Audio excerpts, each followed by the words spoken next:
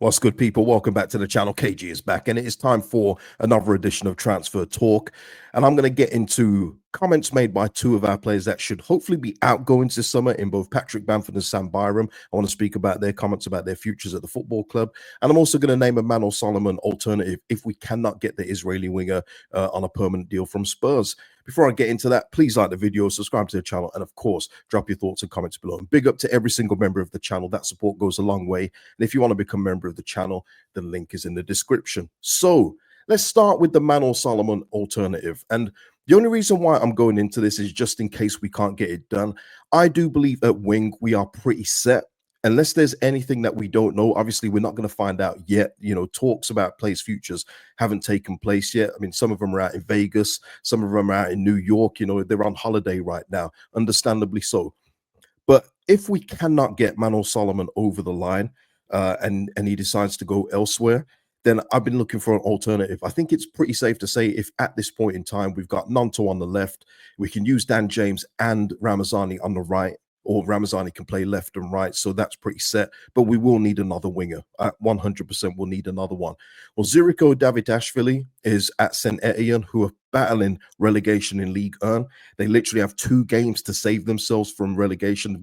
They've got to win a game to at least get in the relegation playoff to stay in the league. So they haven't been doing very well. But I liken this player to what Rafinha was doing for us, keeping him on his back, trying to keep him in every game possible. He's their litmus paper to keep that team going.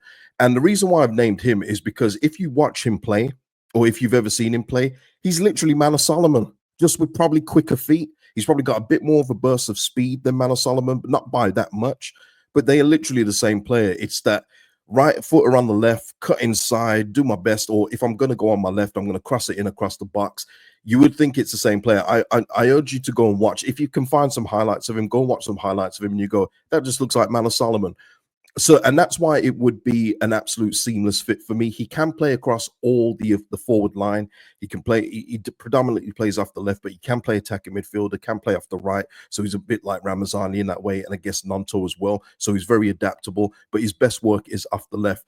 And for me, Manor Solomon, let me make it clear, is my first choice. I would keep Manor Solomon over Davitashvili just purely on the basis that Manor Solomon has settled in here. He's hungry to play in the Premier League. He knows what it takes as well because he's been there before, which has, you know, we're going to need that kind of experience as well. And I would preferably be, you know, keep Manor Solomon first. But Davitashvili literally cost St. Etienne maybe what, 5 million euros last summer from Bordeaux. That is very, very cheap, very cheap in terms of a transfer fee. And if they do get relegated, I can't see them wanting much more than that. So he could be available for under 10 million euros. So it would be a real good signing to get. But look, some of you do watch League 1, which I'm finding out in my comments as well, which is great. If you would prefer him over Manor Solomon, let me know in the comments as well. But yeah, this is just an alternative. Very smart player, goals, assists, influence in the play, very strong on the ball as well for his size. You know, he's like a little, you know, stick of dynamite in there. Just, you know, just a very good player. But like I say, my first choice is Manor Solomon. But if that one doesn't happen, even though Manor Solomon will probably be more of an expensive deal, that's where you spend the money on the quality that you've already got in Manor Solomon. For me, the price doesn't matter. If you can get Manor Solomon for a reasonable deal, which they're quoting around 13 to 17 million, I would take that deal over Davitashvili at this point in time. So people, let me know your thoughts in the comments. But we have to move on to who we've currently got on the books. And Patrick Bamford was on CBS Sports Galazzo. And you know me, people, I don't watch Patrick Bamford stuff when he talks. Some of you was trying to get me to watch his podcast or listen to clips of his podcast. Like, now I'm good. But this one piqued my interest. It was a 10-minute long video. I didn't watch all 10 minutes. I skipped through to the bits I needed to hear because I wanted to hear just what he was saying. Now, let me just say this straight away so people can understand. I have no issues with what Patrick Bamford has said in the interview. He's got to talk himself up. He's got to make out like he is still him. He's still got to feel like he has something to offer a Premier League football club. No issues with that. My thing is we've got form. And I mean, this football club has got form of keeping players that should no longer be here, him being the prime example of that. and it just give me like a little bit of concern. Now I know we're under new ownership. The 49ers are newer ownership. It's not like Rajazani, but there's just something in the back of my head that says, don't you dare. All right. And listen, he was talking about there's only a clip of it here. It's on the CBS YouTube if you want to go see it. But he was talking about possibly moving to the MLS, and he said this, and I'm just going to sum it up here. I think it's something that obviously over time, I spoke to my wife about it in terms of playing abroad in America being one of the option. It was something when I was younger that I always wanted to at some point in my career to experience a new country and try myself in a new league. Once you've got a family, your wife's got to be run by them, which is true. Otherwise, we wouldn't have got Manor Solomon, by the way. And they've got to give it the green light, and they are down to go wherever I need to go, and that was one bit of it. But the other bits of it that they haven't put in this article are that he still feels that he has something to offer a Premier League team, as he feels that the league suits him better. That he has Premier League ambitions, and the thing is, usually players say this, and it's more of a case of I'm fighting for myself here. I want to stay, and I'm going to do my best. But we've seen Patrick before. We know he believes this stuff. We know, and I say we. I'm not trying to talk for you, but he's done this before, where he feels like he should have been in the England team ahead of certain strikers. That he should be taking the penalties ahead of Rodrigo and missing them all the time. He's got that to him. He's got that self-belief. And again, once again, it's good to have self-belief. Everyone should have it. But then reality also sets in. And I'm going to speak to some of you because, listen, I know the celebration videos are still going out there. They're still, showing him playing a guitar. And I know it's tugged on your heartstrings. And I'm probably speaking to people that have got blue and yellow heart eyes now for Patrick Bamford. But come here. Come. Let me bring you back to reality, people. Patrick Bamford said also in this interview, the last time I was in the Premier League, I didn't do so bad. Well, I beg to differ, because this is what you did in the Premier League last time, Patrick. And this is where reality sets in, people. He's obviously referring to his 17-goal exploit where there was no fans in the stadiums in that alternative universe of a Premier League season. He's obviously talking about that. That's fine. That was in 2021, people. That was 4 years ago. Many injuries ago. Your body's broken down even more since then. That was then. Since then, the year after, you got 2 goals in 9 because you were unavailable for a lot of it and then just out of form when you actually played. The year we got relegated, you got 4 goals in 28.